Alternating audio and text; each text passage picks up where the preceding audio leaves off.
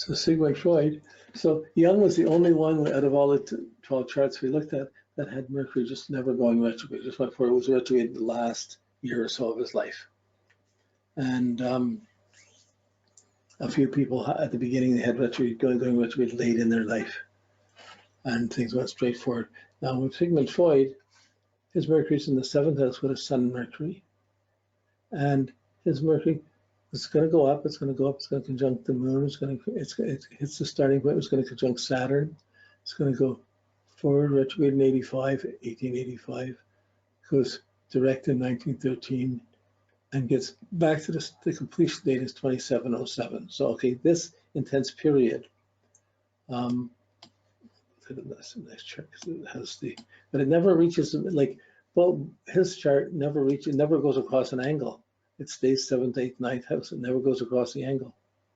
With Jung's chart, it went across early. It went across the descendant and then stayed. But his chart in his life doesn't cross an angle. It stayed in that basic area. So it's 7th, 8th house. Really, the 8th house was where the whole retrograde. In my house, the retrograde was partly in Sag, but mostly in Scorpio. It was really my 3rd house of study and knowledge. His is in the 8th house of psychotherapy, of studying therapy and studying psychology and having and working like that. You can see 7th house, he has an 8th house moon.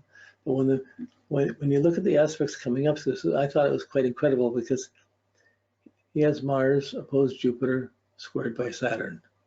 Okay, that's the understanding the complexes of Mars, what's right and wrong of Mars, of sex. But as the Mercury went on to hit the moon, then it would square the Neptune. But once it started going direct and retrograde, went into retrograde a little bit, it touches 3 planets 3 times. It hits the Jupiter, then the Saturn, then the Mars. It's the Saturn, then the Jupiter, then the Mars. So it goes. So even though that's its main aspect, it hits the 3 points of that main aspect 3 times in the 8th house. So the analysis of Mars, what's right, what's wrong, what's strict, was really, his mind really did go over that deeply and in detail in a more practical and detailed sense than Jung. But Jung went into the more metaphysical things, the abstract thing. You'll see where he couldn't go along with it. But these dates over here, yeah. So Mercury went retrograde 74, 28, 26 Gemini, right? 26 Gemini.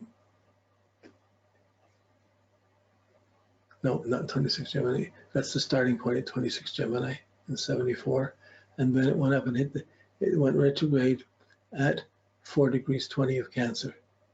So before it went retrograde, it squared Jupiter, it squared Mars, it went retrograde, it squared Mars, and then squared Jupiter. So it really hung around this retrograde going back and forth was really around his T-square.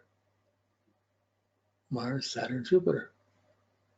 And the energies you put out in the world: discipline, understanding, exaggeration, passion, force, and his complex about sexual complexes and seeing the repercussions of if you have problems, you set it in motion for saying you have a sexual complex and that's why it's there. I'm not sure how much he worked with Venus, but he interpreted everything mostly on Mars. But you can see how it was happening for him around that. I just went back and forth over this through 96, 2003, 1903, 1907, 1919, and then finished by 1922. It completed that. No, not till 1926 when it finally squared the Mars. That was the last hit. So 3, 3, 3, 9 hits over this whole period, where they're each related across, like mine did. Mine went through. If you go through a hit like that, you could get all these events done.